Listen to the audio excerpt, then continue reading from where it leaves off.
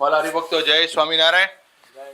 આપણે આથી તીર્થ દર્શન યાત્રામાં ગઢપુર પ્રદેશમાં એક પ્રસાદી સ્થાન આંબરડીને આંધે પધાર્યા છે। આંબરડી ગઢડાથી નજીકમાં આવે 21 કિલોમીટર થાય ને, તો અહીંયા દર્શન કરવા આવ્યા છીએ। હમણાં તાજેતરમાં જ તે આપણા વડતાલ ગાદીના ભાવી આજે નુગેન્દ્ર પ્રસાદજી મહારાજ અહીંયા પધારી અને અહીંયા ચરણાવી અને છત્રીનું જીર્ણોદ્ધાર કર્યું છે। તમારું નામ?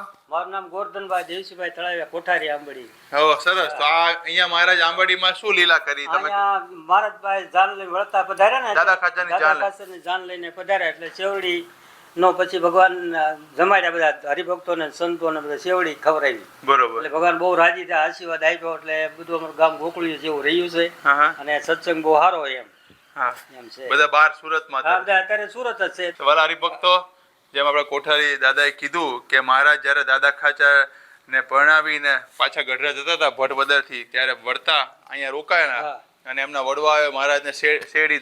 કોના નામ તમે કીધા? દેવજીભાઈ તળાવિયા અને દેવજીભાઈ ગજારા એમ દાદા એ વખતમાં હતા, તળાવિયા પરિવાર। હા, તો એવું ધારો કે મહારાજ અહીંયા પધાર્યા છે દાદા ખાચરની જાન લઈને, હજારો સંતો હરિભક્તો અને અહીંયા શેરડી જમતા હશે અને અહીંયા વિયામો કરેલો। અત્યારે ખૂબ સરસ આ સરદાર ગ્રુપ દ્વારા ખૂબ સરસ અહીંયા જગ્યાનું ડેવલપમેન્ટ થયું છે અને રાજી મહારાજના હાથે અહીંયા ઉદ્ઘાટન થયું છે। આખું ગામ ધર્મકુળ આશ્રિત છે, તો બધા દર્શન કરવા પધારજો। બાજુમાં કયું મોટું ગામ કહેવાય? અહીંયા આંબરડી થી પછી પીપળવા અહીંથી ઢસા જંકશન ગામ કહેવાય। ઢસા નજીકમાં આવે, ઢસા 3 કિલોમીટર થાય। ભલે આવજો બધા હરિભક્તો દર્શન કરવા। જય સ્વામિનારાયણ। જય સ્વામિનારાયણ। आपको ये तीर्थ दर्शन पसंद आया हो तो लाइक और कमेंट करें और चैनल को सब्सक्राइब करें ताकि ऐसे नए नए तीर्थ दर्शन के वीडियो बनाने के लिए हमारा उत्साह बढ़े।